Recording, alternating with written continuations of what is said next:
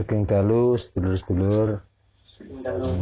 Salam rahayu sagung dumadi, rahayu sagung tumitah, rahayu ingkang pinanggih. Rahayu. Saking pinanggihan malih wonten ing rutinan setiap malam Senin kita ngempal sareng-sareng nganti sinau sesarengan. Ki menika sepatus kita tansah pikantuk pitedah, tansah pikantuk pitulungan, tansah pikantuk kaberkahan sedaya saking gesang kita sami ingkang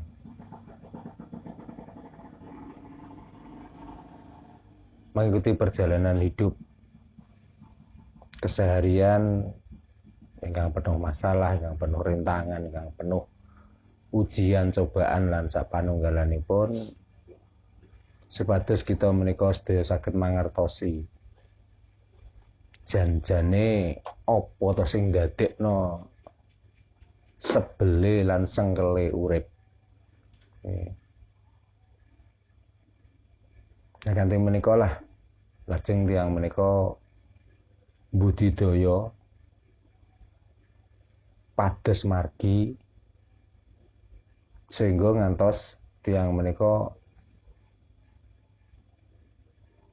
mencari pencerahan melalui agama, kapitayan, semedi, dzikir, spirit lan sapanunggalanipun.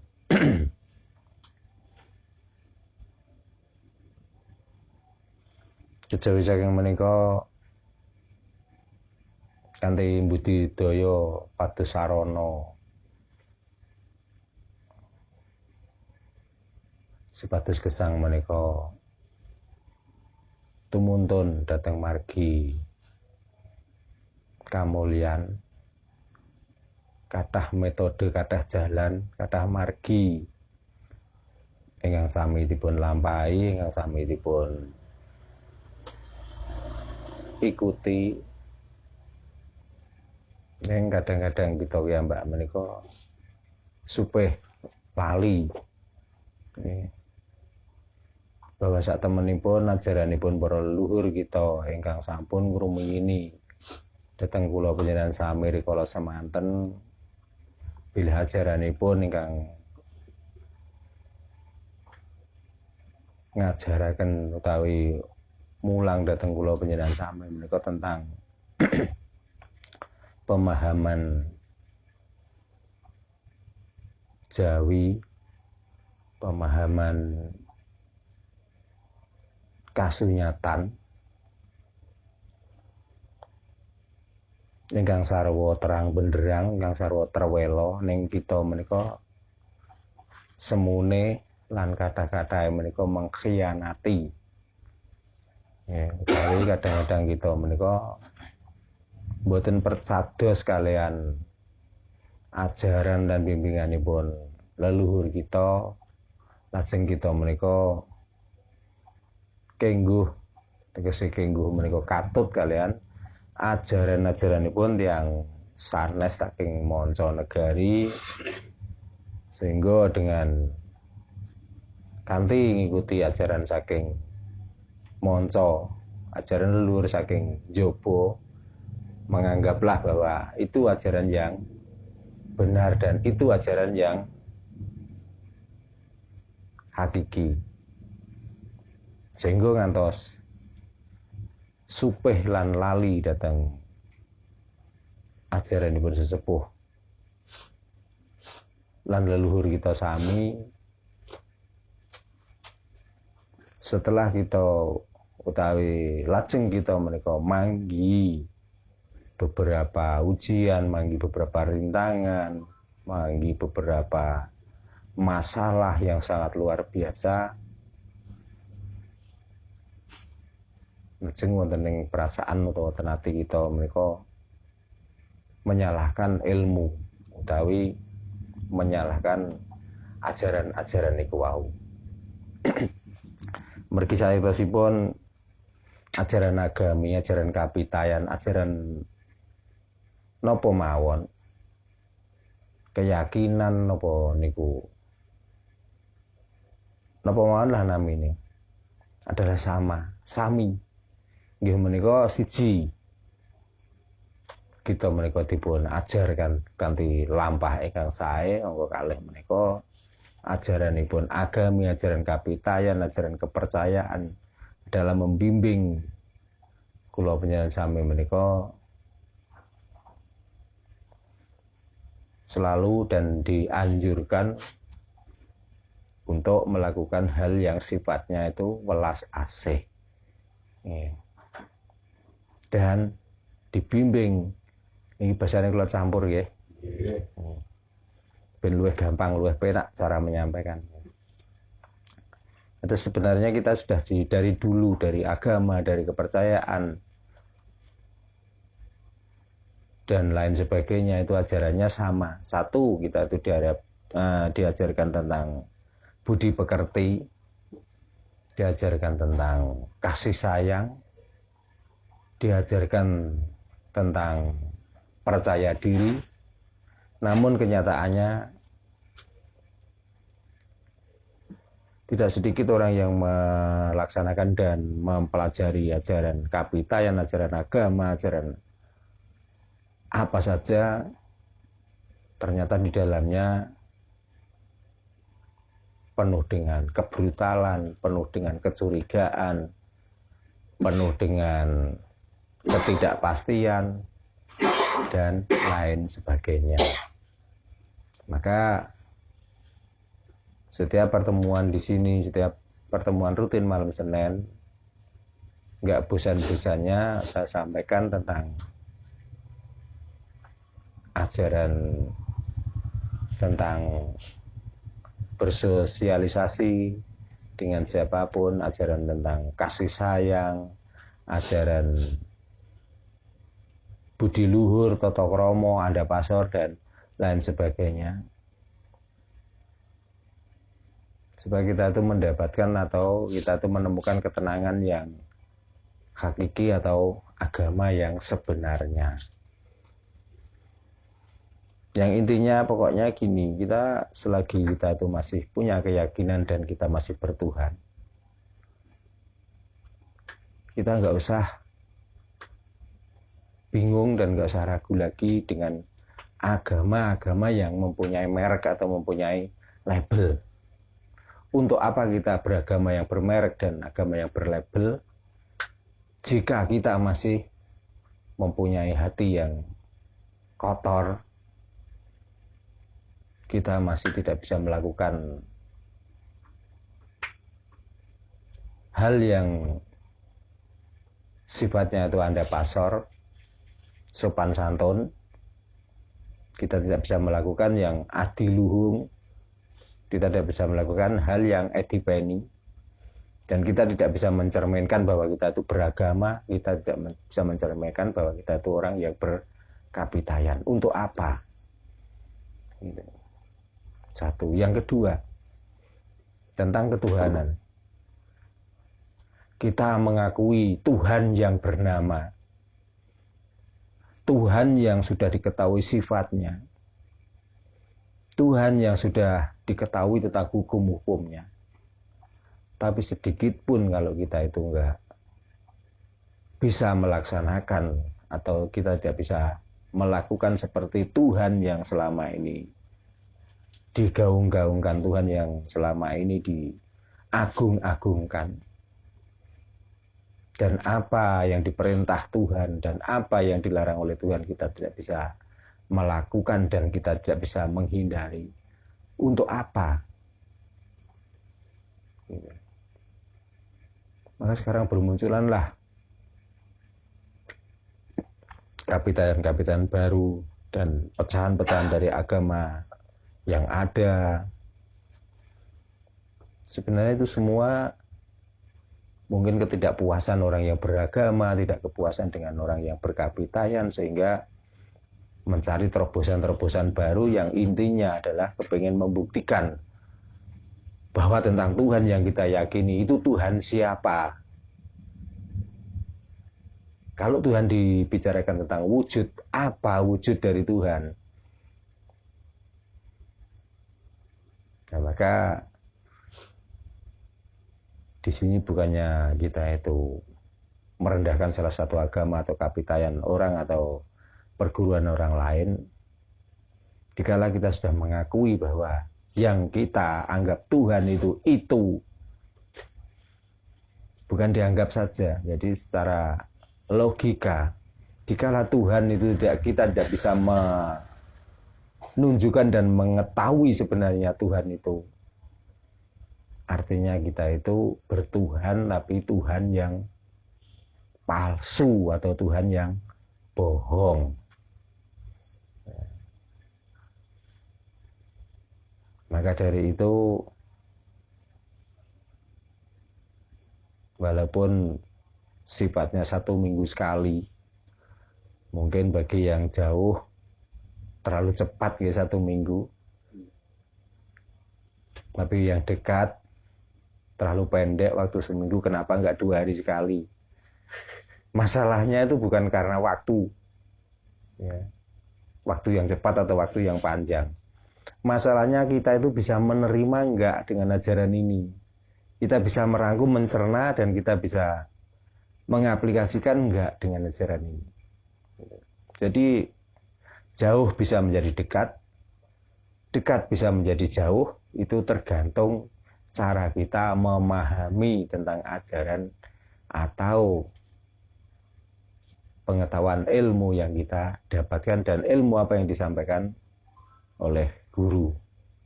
Gitu. Nah, ternyata dari situ semualah saya lihat dari belajar agama, dari belajar kapitayan, sehingga merusak perjalanan hidup, sehingga hidup itu tidak tertata, hidup tidak terarah. Bukan itu saja, kadang-kadang mengarahnya ke ekonomi, mengarahnya ke keluarga, mengarahnya tentang ke perjalanan hidup, dan lain sebagainya. Itu semua kalau bahasa Jawa menjadi sengkolo dan sukerto. Jadi jangan kita menyalahkan kalau bekerja, wah ini karena pekerjaan tidak cocok. Wah ini saya paknya bukan di sini, saya harus mencari terobosan lagi, paknya saya di mana. Bukan itu. Yang membuat pekerjaan, yang membuat usaha, yang membuat perjalanan rumah tangga, ruwet dan lain sebagainya itu sebenarnya, kalau saya melihatnya, yaitu dari awal kita itu mulai mencari pengalaman tentang kerohanian. Kadang-kadang kita tidak memperdulikan tentang kejasmanian. Jadi rohani tiap hari, tiap malam kita itu suguhi, kita beri makan tentang cerita dari sana, cerita dari sini, ajaran yang dari sana, ajaran yang dari sini. Kadang-kadang kita tuh melupakan jasmani, sehingga kita mementingkan rohani tapi jasmaninya kita tinggalkan. Artinya apa? Artinya tentang gegayuan coro Jawa ini, tentang keinginan yang tinggi. Kadang-kadang kita itu melupakan tentang keinginan yang untuk hari ini dan besok. Karena harapannya dengan rohani itu, bimbingan rohani, dengan bimbingan tentang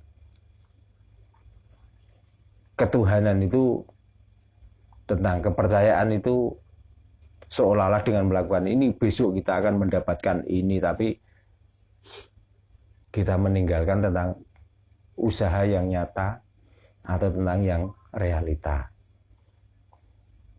Itu pun kadang-kadang kita nggak sampai kebenaran itu. Masalahnya kita itu kadang-kadang masih terhijab atau tertutup hati kita. Kita melek dengan mata kepala, tapi hati kita kadang-kadang buntu tutup atau tidak bisa melihat. Dan kita kadang-kadang tidak sadar kita itu hidup di mana. Gitu loh.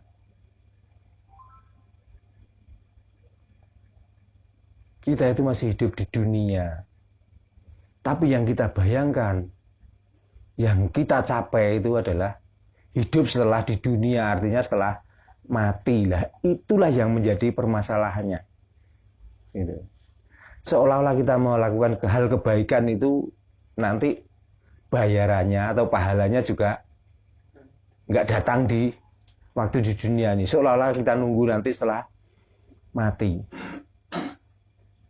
Nah dari situlah kadang-kadang merusak mental kita, merusak perjalanan realita kita, sehingga setelah itu dijalankan, setelah itu dikerjakan. Apa yang terjadi? Pekerjaan hancur, rumah tangga hancur, rezeki seret, dan lain sebagainya. Setelah begitu baru bingung.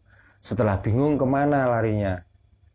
Bukan ke pelajaran atau inti dari mencari ilmu itu yang kita kembangkan dan kita koreksi. Nanti larinya, ya maaf, kalau nggak ke dukun ya ke Pak Yai. Masalahnya gini, kita yang mengerjakan, kita yang menjalankan, Mbah Dukun atau Pak Yai itu nggak tahu asal muasal dan sebab dari kehancuran, dari kerusakan itu. Tanyanya ke situ. Jadi kalau ada Pak Mbah Dukun atau Pak Yai jawabnya ngawur, ya jangan salahkan. Nah mestinya kan tanya pada diri sendiri. Kenapa saya kok bisa jadi begini? Mestinya kan gitu. Dan kalaupun itu terjadi tentang masalah, tentang yang lainnya,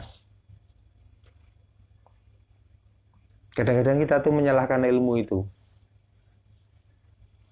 Nah iya, aku wis diperintah guru ini wis tak lakoni. Aku dikongkon nglakoni ini wis tak lakoni. Ini kena opo?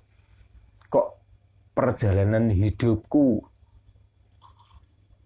perjalanan rumah tanggaku, bahkan sampai rezekiku kok iso seret, kok iso sebel. Yang paling kadang-kadang kula niku kadang-kadang gumun, kadang-kadang guyu. Nggih. Ngoten niku. Kebanyakan tiyang sing teko teng mriki niki cerita tentang masalah hutang. Lho, waktu hutang niku ora kandha kula. Terus kanggone napa ya ora kandha kula, tapi begitu wayahe mbayar hutang ora ana dalan. Laporan itu kula. Lah malah ngenes to kula. Nggih, ora melo utang wae nyaur. Kongkon golekno solusi, kon golekno dalan kula. Lho nggih karwan nek kula niku bang karwan teko rene nggawa sertifikat kok tak utangi duit. Lah karwan ngoten nggih. Nah niku lah contoh-contoh. Milane sing kula suwun. Dengan belajar dari perjalanan tiang-tiang sing model ngoten niku, mane kula niki ndamel niki diustani serasean nggih mboten serasean jane. Nggih jagongan sareng-sareng membicarakan tentang hal-hal terjadi seperti ini ku napa to sebabe. Lah kula mestani nggih saking daya otak, cara berpikir, dari daya hati cara kita berangan-angan. Itulah penyebab semuanya. Milane sakniki wis kadung wani kumpulan setiap malam Senin nggih saking Sidoarjo, saking Purwodadi, saking Tuban piyambak, saking Surabaya. Nggih. Timbangane aduh-aduh teko teng mriki terus ora iso ngerubah dalam perilakunya, kayambakan perilaku, cara berpikir dan berangan-angan. Percuma mubadzir. Nggih. Mulane sing kula suwun, mulai saat niki dan seterusnya, marilah kita berpikir dan berangan-angan secara positif. Memang setiap hidup niku wonten ujian. Walaupun kita berpikir baik dan berangan-angan positif, tapi karena kita tuh ibarat tiang pelampah niku wis kejeron lae ngeduk. Dadi nutupe ya rada suwe ben datar. Tapi ngoten-ngoten timbangane sak bendina niku gejegrur ten ledok niku kan sakdene saged nutup, lama kelamaan kan akan datar dengan sendiri. Kan ngoten. kados niki wau sing diaturaken Pak Gunadi ya. Ternyata di saat kita itu perang dengan angan-angan dan pikiran kita, semuanya apa Pak terjadi Pak? Ruwet, bingung, tidak ada ketenangan, ya. Mesti ini, ya. Tiang niku berharap dengan mendapatkan sesuatu. Mesti ini yang terucap dari mulut kita itu syukur, alhamdulillah. Mesti ini ngoten. Tapi kalau otak cara berpikir dan hati cara berangan-angan niku ruwet. Nyambut damel niki pun angsal ning angsale niki malah ora menikmati, ning malah kurang. Jenenge ngongso-ongso. Nggih. Lek pun ongso-ongso jane sak puluhan niku wis wareg ning 50-an niku ora tambah wareg teng tangga lesu. Nah niku lah buktine. Nah, sesuai karo yang diaturaken Pak sinten mau Gunadi wau, setelah sedikit banyak mungkin tercerahkan dan lain sebagainya dengan bisa menjalankan napa sing kula sampaikan dan percaya diri. Ya. Betul apa-apa Pak gitu omongno nggih kangge motivasi ya. Dengan keberadaan bekerja ya belum gajian katakan sisa uang mepet ya.